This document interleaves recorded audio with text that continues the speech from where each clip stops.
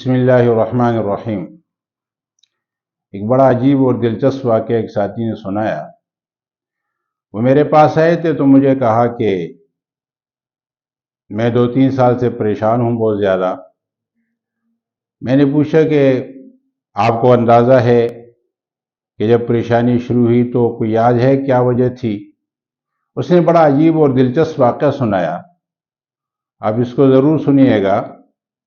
اس نے کہا کہ ہمارا ایک ٹیم تھا، ہم ساتھی تھے، اور عید قربان کا دن تھا تو ہم گائے وغیرہ ذبح کر رہے تھے، اور انہوں نے مجھے بڑا بنایا ہوا تھا کہ آپ ہمارے بڑے ہوں گے، تو لہٰذا ہم نے گایوں کو ذبح کرنے کا عمل شروع کر دیا۔ عید کا دن تھا۔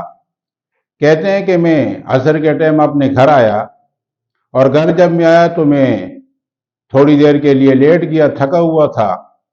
میں نے خواب دیکھا، اور اس خواب کے اندر میں نے دیکھا کہ ایک گائے جو وہاں موجود تھی باقاعدہ، وہ خواب میں آئے اور مجھے کہنے لگی کہ مجھے ذبح نہیں کرنا ہے۔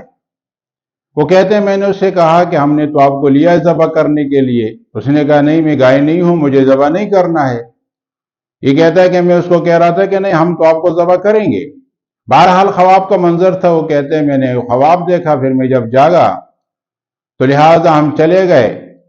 اگلے دن اس گائے کو جب ہم نے ذبح کیا تو ذبح کرنے کے وقت اس کے گلے سے، گردن سے زبردست قسم کا دھواں نکلا۔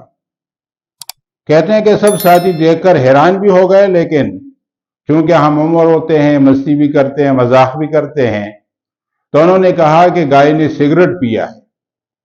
ساتھی کہنے لگے، کہتے ہیں میں جب واپس اپنے گھر آیا تو میں بہت گھبرایا ہوا تھا، مجھے بہت بے چینی ہو رہی تھی، تو میں نے ارادہ کیا کہ میں کپڑے چینج کر لوں، لیکن میں واش روم نہیں جا سکتا تھا، تو لہٰذا میں نے والدہ سے کہا کہ آپ یہاں انتظار کر رہے، تھوڑا باہر بیٹھ جائیں تاکہ میں کپڑے چینج کروں۔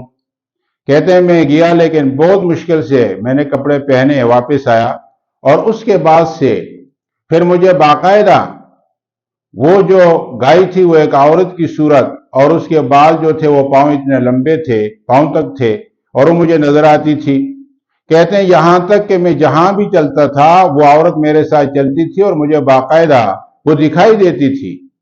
بہرحال پھر اس کے بعد انہوں نے روحانی علاج وغیرہ کروایا کسی معالج سے، تو اللہ تعالیٰ نے ان کو شفا دے دی، اور وہ کہتے ہیں کہ اس کی وجہ سے میرے کاروبار پر بھی بہت بڑا اثر پڑا تھا، اور میری صحت کے اوپر بھی بہت بڑا اثر پڑا تھا۔